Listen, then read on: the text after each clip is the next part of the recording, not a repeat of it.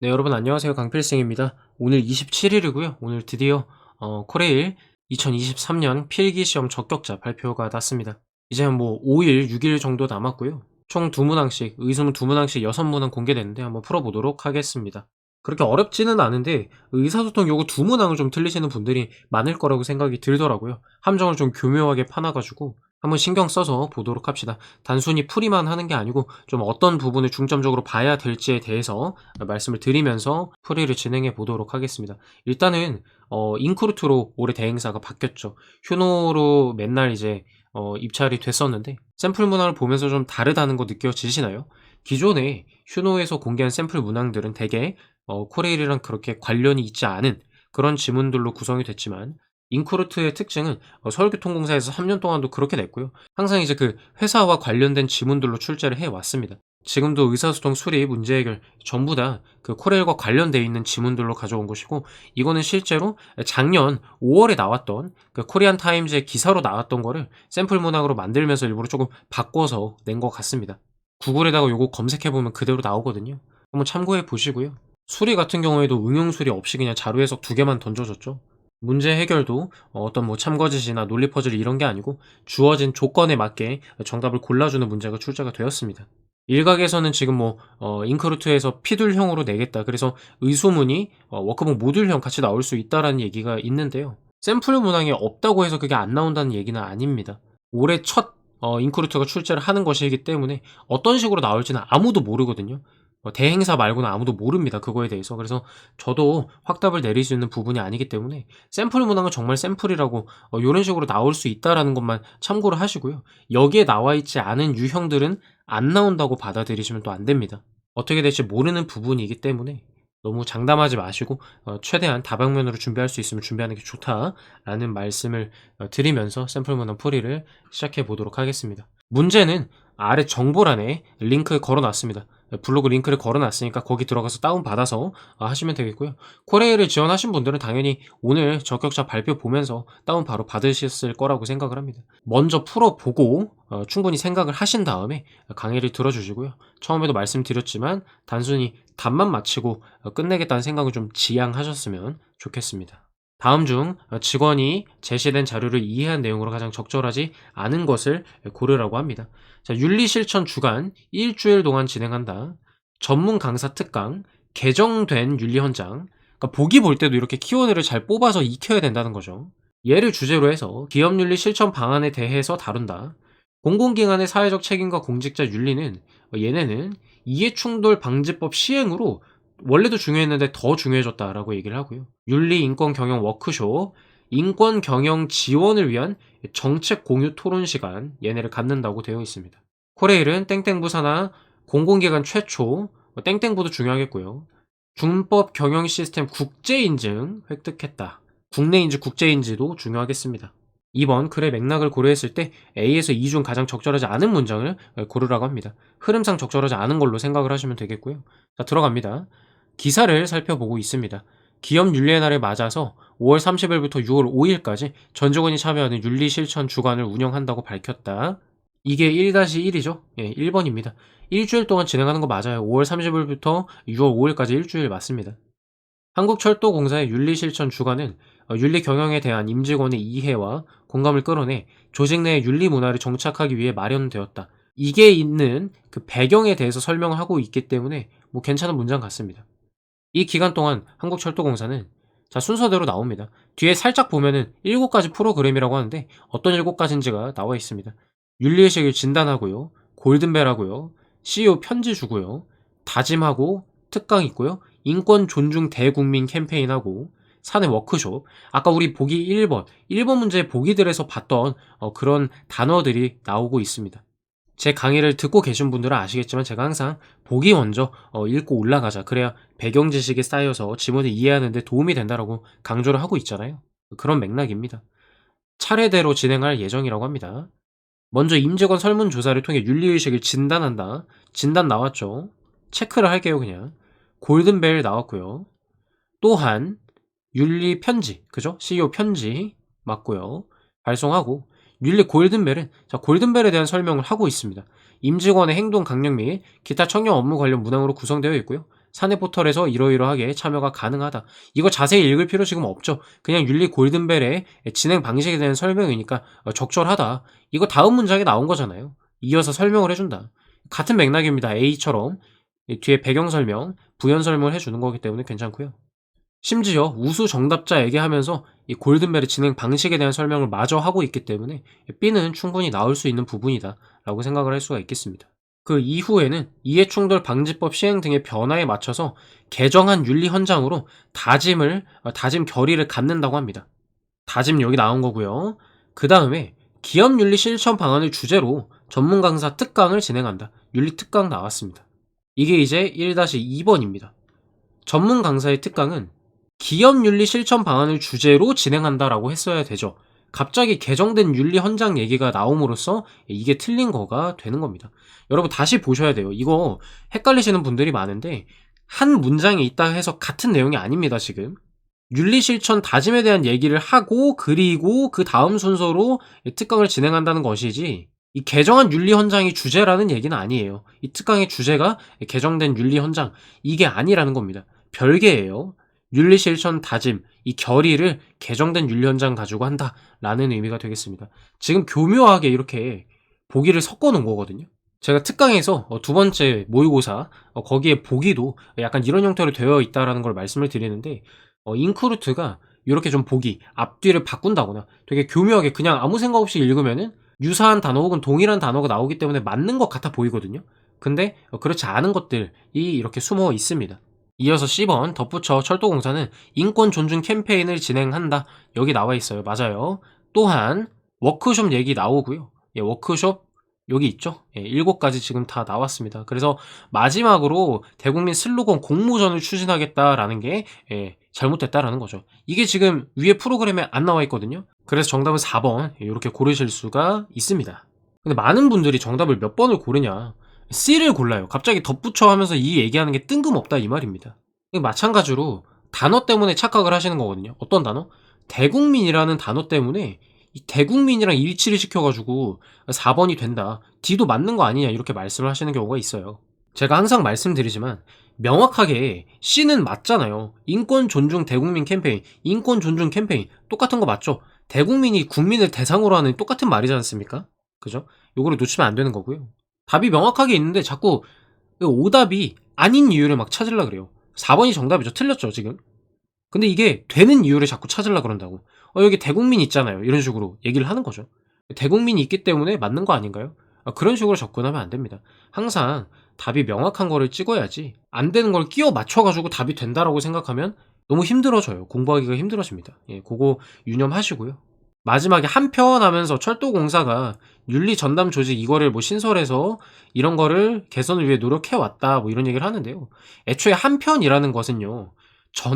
문장이 전환될 때 쓰이는 겁니다. 앞에 내용이랑 좀 다른 얘기를 할 때 쓰거든요. 그렇기 때문에 맥락이 바뀌는 부분이에요. 맥락이 바뀌는 부분이라서 얘를 틀렸다고 하기는 좀 어렵습니다. 되게 그렇거든요. 앞문장이랑 어차피 다른 얘기를 하기 때문에 맥락상 이게 잘못됐는지 뭐 잘 된 건지 파악하기가 어렵다 이 말입니다. 그래서 결국에 이 문제는 어떻게 푸는 거냐, 2번은 어떻게 푸는 거냐면 7가지 프로그램을 차례대로 진행할 거라고 위에서 얘기를 한단 말이에요, 1문단에서.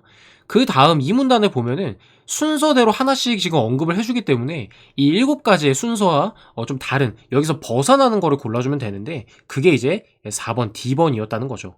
1번도 마찬가지로 교묘하게 이 문장에 있는 그 두 개념을 2가지 순서 프로그램을 섞어버리는 보기를 만들어가지고 오답을 유도한 겁니다. 문제가 이런 식으로 출제될 거라는 프레임을 머릿속에 가지고 들어가면 시험에서 이런 유사한 게 나왔을 때 헷갈리지 않고 정답을 빨리 고를 수가 있겠습니다. 다음으로 자료 해석입니다. 1번 직원 A가 제시된 자료를 이해한 내용으로 가장 적절하지 않은 것을 고르라고 되어 있고 2번 같은 경우에는 산출 기준을 줬습니다. 가장 높은 점수의 연도와 그 점수를 바르게 짝지은 것으로 적절한 걸 고르라고 합니다. 보기에 이 기준이 나와 있기 때문에 이대로 빨리빨리 점수 매겨주기만 하면 될 것 같고요. 뭐 되게 사소하지만 이런 이 기호들을 많이 쓴다는 게 이제 인크루트 지문의 특징입니다. 서울교통공사 응시해 왔던 분들은 되게 익숙하죠. 이런 것도 많이 봤잖아요, 지금까지. 자, 어쨌든 2번은 이따가 계산하면 되고요. 1번 먼저 봅시다. 기억에 들어갈 수치 94다. 94%인지 보면 되고요. 온실가스 배출량 2019라고 할게요, 그냥. 매년 줄어들었다. 근데 자료 보니까 그냥 단순 비교거든요. 바로바로 이거는 해줄 수가 있어요. 계산 문제가 아니잖아요. 보기 1 번은 계산이니까 잠깐 넘어가고요. 자료 1, 2, 3 이렇게 나와 있는데 온실가스 배출에 대해서 지금 얘기하니까 여기를 봐 주면 되거든요. 지금 줄어들고 있죠. 괜찮단 말이에요. 맞고. 3번 폐수 처리량이 가장 적었던 연도. 폐수 처리량 여기 있고요. 가장 적었던 연도는 여기잖아요. 2020 년. 오수 처리량은 이때가 제일 적습니다. 21 년이에요. 그래서 얘가 틀렸다. 정답은 3 번이다. 요렇게 그냥 넘어가시면 되겠고 실전에선 넘어가시고요. 우리 지금 연습하는 단계니까 마저 풀어 볼게요. 19에서 21년 동안 녹색 제품 구매액의 평균. 얘의 평균을 구하라고 합니다. 더한 다음에 3 으로 나눠 주라는 거거든요. 약 이거다라고 하는데요. 계산 귀찮으니까 좀 이따 하고요. 에너지 사용량의 전년 대비 증감률. 증감률이네. 얘도 계산입니다만 볼게요. 에너지 사용량 여기 있죠. 여기. 전년 대비 증감률의 절대값은, 그러니까 얘는 감소하고 얘는 늘어나잖아요. 그래서 음수고 양수여야 되는데 절대값 그냥 크기만 비교하자는 겁니다. 예. 20 년보다 21 년에 더 크다. 얘도 계산입니다. 계산 3개 순차적으로 위에서부터 풀어 보도록 하겠습니다. 비율 이 94가 맞냐라는 것인데요. B를 A 가지고 나눠 준다는 겁니다. B가 여기고 이제 A가 여기이기 때문에 이거를 구하라는 것이거든요. 퍼센트니까 뭐 100 까지 곱해 줘야겠죠. 여러분 이 두 자릿수 나눗셈 정도는 빨리빨리 쉽게 하실 수 있어야 되고요. 공간 때문에 여기다가 조금 써 보도록 하겠습니다. 근데 어차피 앞자리가 9일 거 아니에요. 그죠? 9고 279가 되겠죠? 0, 1, 1. 4개 하면 12 이니까 앞자리가 넘어가서 결국에 3 개밖에 못 들어갑니다. 93이고 7, 1, 0이 되는데 자 여러분 여기서 소수 첫째 자리면서 반올림 한다고 나와 있잖아요. 정확하게 계산할 필요 있을까요? 없을까요? 없어요. 여기에 5만 곱해주면 165입니다. 165보다 170이 크기 때문에 5점 몇이 나오겠죠? 근데 어쨌든 소수 첫째 자리에서 반올림 하라 그러니까 올라갈 거란 말이에요. 94%가 되는 게 맞죠. 이해되시나요? 요런 식으로 쪼끔이라도 시간을 단축할 수 있겠습니다. 얘 괜찮고요. 4 번. 요 녀석들 다 더해 주면요. 얘 뒤에 숫자 그냥 떼고요. 0 떼고 70 이거든요. 3 으로 나눠 줘 보세요. 예, 요 수치 나옵니다. 예, 요 정도는 그냥 직접 해 보세요, 본인께서. 그다음 마지막 증감률의 절대값을 물어보고 있습니다. 전년 대비 증감률이잖아요. 그럼 전년이 기준이란 말이에요. 20년 같은 경우에는 전년이 30 이죠. 뒤에 0 3개 떼고 얘기할게요. 20 같은 경우에는 30분의 1이 되는 것이고 1만 증가했으니까 그죠? 21 년은 어떻게 됩니까? 같은 1만이 증가했지만 죄송합니다. 앞에 감소예요. 근데 절대값이니까 그냥 증가라고 얘기했어요. 똑같은 1이지만 분모가 29죠? 분모가 얘가 더 작단 말이에요. 나눠주는 숫자가 얘가 더 작다고요. 당연히 그러면 21 년이 더 큰 게 맞겠죠. 개인적으로 이 문제는 설계를 진짜 잘 해 놨다고 저는 생각을 합니다. 이 부분에서 시간 단축할 수 있고요. 여기도 직접 계산하는 게 아니라 이 분모의 특성을 가지고 딱 눈대중으로 비교할 수가 있다는 거거든요. 이 문제는 굉장히 잘 만들었다라고 저는 평가를 하고요. 그 샘플 문항을 보실 때요. 요렇게 3번 찾는 건 너무 쉬웠잖아요. 예, 요렇게 만족을 하고 가시면 안 되고요. 요런 것도 어떻게 하면 좀 시간을 단축하면서 할 수 있을까 이런 식으로 고민을 좀 하면서 공부를 하셔야 실력 향상이 빠르게 됩니다. 같은 문제를 풀더라도 누구는 여기까지 보고 누구는 3 번만 찍고 넘어간단 말이죠. 여러분들이 학습을 하실 때는 제가 방금 한 것처럼 이렇게 좀 깊이 있게 보실 필요가 있다라고 말씀을 드리고 싶고요. 2번 이제 풀어 볼게요. 녹색 제품 구매액. 녹색 제품 구매액 여기에요. 20억 원 미만이면 5점. 예, 5점이고요. 얘네 둘은 10점이 되겠습니다. 에너지 사용량 3만 이상이면 5점. 얘 5점이고요. 얘 5점이고요. 얘는 안 되니까 10점이에요. 폐수 처리량 이거 초과하면 5점이래요. 초과하니까 5점 5점이고요. 얘는 당연히 안 되겠으니까 10점이죠. 계산해 보시면 20년이 3번 연속으로 10점을 받아서요. 예, 정답은 20년 30점 해서 3번이 되겠습니다. 자 이제 문제 해결 능력입니다. 요게 그 2번이 문제가 쪼끔은 어색한데요. 일단 살펴보도록 하겠습니다. Y가 제시된 자료를 이해한 내용으로 가장 적절하지 않은 거를 고르라고 되어 있고요. 중정비 중인 열차는 운행 못한다. 온도와 관련된 기기, 시험 검사 및 측정 실시 7단계고요. 기능 시험 및 출장 검사는 3단계다. 왼쪽 살짝쿵 보면은 절차가 나와 있고 7단계, 3단계 요거 있는 거 바로 확인할 수가 있어요. 잉크루트가 지금까지 낼 때요. 이렇게 좀 도식화를 잘 시켜서 내줬거든요. 그래서 요런 것들은 도식화 빠르게 파악하면은 쉽게 넘어갈 수가 있습니다. 자 어쨌든 요건 좀 뭐 제가 실전이라면 그냥 넘어갔겠지만요. 지금 X 치고 넘어갔을 거지만 이따가 다시 한 번만 볼게요. 중정비는 철도 차량 전체의 주요 시스템과 부품을 점검하는 작업이다. 자 요게 전체가 포인트예요.